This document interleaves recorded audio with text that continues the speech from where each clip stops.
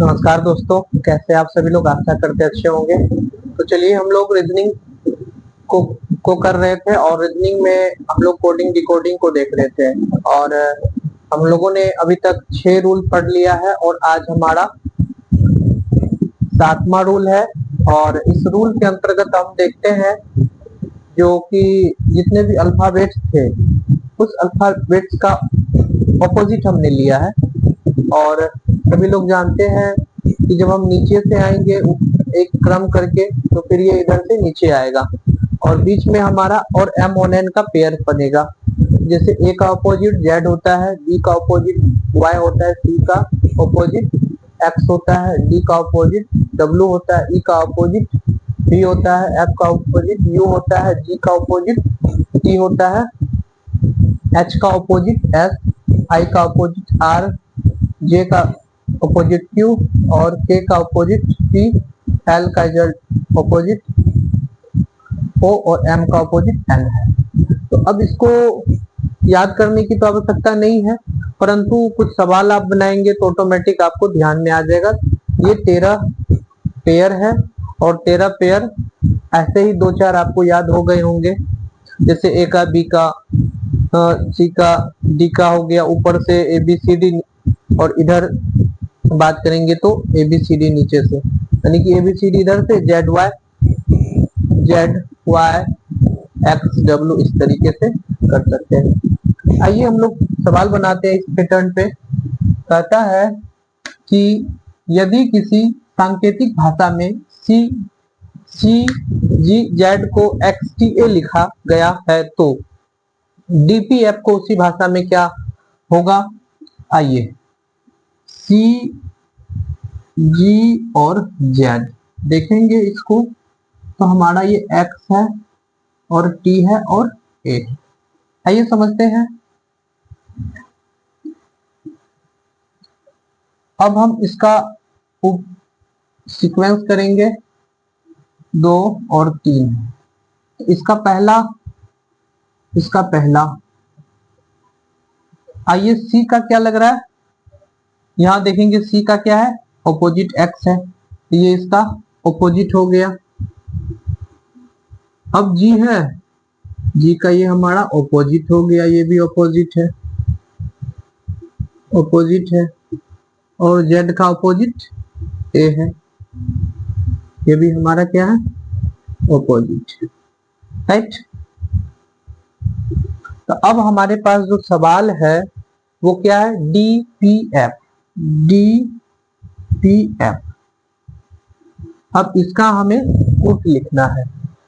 तो अब DPF देख रहे हैं कि ये सब ऑपोजिट चल रहा है, तो DPF क्या हो जाएगा हमारा? तो D हमारा W है, तो फर्स्ट लेटर W, दूसरा P है, P का ऑपोजिट क्या आ रहा है? P का K आ रहा है, तो K, और F का U आ रहा है। ये हमारा आंसर हो जाएगा इस तरीके से। DPF का ऑपोजिट वाला प्रूफ ये होगा WKU, ये हमारा आंसर हो जाएगा। कोई दिक्कत? समझ गए? चलिए अब हम लोग दूसरे सवाल पे चलते हैं। कह रहा है यदि किसी सांकेतिक भाषा में NOSE नोज को MLH भी लिखा गया है तो BOND को उसी भाषा में क्या होगा? तो आइए हम लोग कोड करते हैं NOSE 1 2 3 4। इसका क्या लिखा गया है? MLHB 1 2 3 4। इसका पहला लेटर देखते हैं, देखने के लिए क्या मिल रहा है? ये इसका ऑपोजिट है, ऑपोजिट आ गया। L का ऑपोजिट ये है, S का ऑपोजिट है और E का ऑपोजिट है। ये सब क्या आ रहा है? ऑपोजिट आ रहा है। देखेंगे आप इस चार्ट में, देखिए N का ऑपोजिट M, O का ऑपोजिट L, S का ऑपोजिट क्या आ रहा है? S हमारा, S का H और E का ऑपोजिट हमारा V है। दिख गया? आइए अब हम इसको बनाते हैं, हल कैसे करते हैं इसको, जस्ट BOND। बी का ऑपोजिट क्या आ रहा है हमारे पास, y, तो y लेंगे। ओ का ऑपोजिट क्या आ रहा है, L, और एंड का ऑपोजिट क्या आ रहा है, n का m आ रहा है, और d का ऑपोजिट हमारा क्या आ रहा है, w आ रहा है। ये हमारा आंसर हो गया। इस तरीके से हम इसको बना सकते हैं। और किसी को कोई दिक्कत तो नहीं होनी चाहिए समझने में। हम सारे इसी लेटर्स को देख करके इसके ऑपोजिट पे ही सवाल मिलता है, और इसी ऑपोजिट से हम इसको क्या करेंगे, बनाएंगे। एक और सवाल देखते हैं। आइए अब हमारे पास तीसरा सवाल है, और कह रहा है यदि किसी सांकेतिक भाषा में SONI को HLMR लिखा गया है तो AMIT को उसी भाषा में क्या लिखा जाएगा और क्या होगा। आइए तो हम इसको कोड करते हैं, SONI 1 2 3 4, ये लिखा गया है HLM और R। देखते हैं, H इसका ऑपोजिट है, ये भी इसका ऑपोजिट है, ये भी इसका ऑपोजिट है, और ये भी इसका ऑपोजिट है। तो सीधा हम क्या करते हैं, AMIT, इसका ऑपोजिट लिख देते हैं। A का ऑपोजिट Z, M का ऑपोजिट N, I का ऑपोजिट R, T का ऑपोजिट क्या होता है, T का G। ये हमारा आंसर हो गया। तो ZNRG हमारा यह आंसर हो गया। तो इस तरीके से हम यह ऑपोजिट वाला देखें, और हो सकता है कि इसी ऑपोजिट में एक बढ़ा करके भी घटा के भी मिल सकता है। अब हम लोग टाइप 8वां देखते हैं, और अब एक नया टाइप हम लोग के पास है जो UGC नेट में पूछा जाता है, उसको देखते हैं। अब ये क्या है ना कि एक यह क्रम में बनाया, पहले हम लोग एक क्रम समझते हैं, पहले हम लोग एक क्रम समझते हैं। जैसे कि किसी चीज का क्रम होता है, सबसे पहले आप समझ रहे होंगे ये क्या हो रहा है, इस तरह से यह ऐसा लग रहा है कि अगला जो है 2 की बढ़ोतरी हो रही है, इसमें भी 2 की बढ़ोतरी हो रही है, इसमें भी 2 की बढ़ोतरी। इस तरह से देखेंगे तो सभी में 2-2 की बढ़ोतरी हो रही है, अर्थात अगला से पिछला में 2 का अंतर है। अब देखिए 1 2 3 4 5 6 7 8, क्या हो रहा है, एक एक की बढ़ोतरी हो रही है, ये समझते हैं।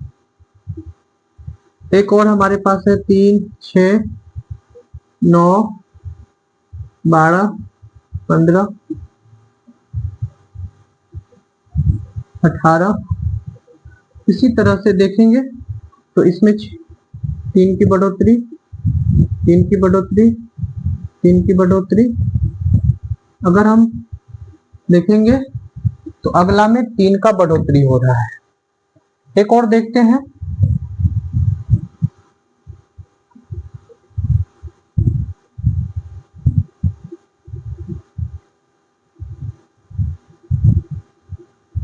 अब इसमें क्या हो रहा है, देखिए अब -2 घट रहा है, -2 -2 -2 -2। अब इस तरीके से -2 आ रहा है। तो अब इस चीज को अगर आप समझ गए तो अब इसी को अल्फाबेट पे लेके जाएंगे। आप सीरीज समझ गए, अब इसके अल्फाबेट को देखिए, 1 2 इस पे भी हम लोग करते हैं, इसको स्क्रीनशॉट कर सकते हैं। आइए इस पे क्या एक सवाल देखते हैं हम लोग।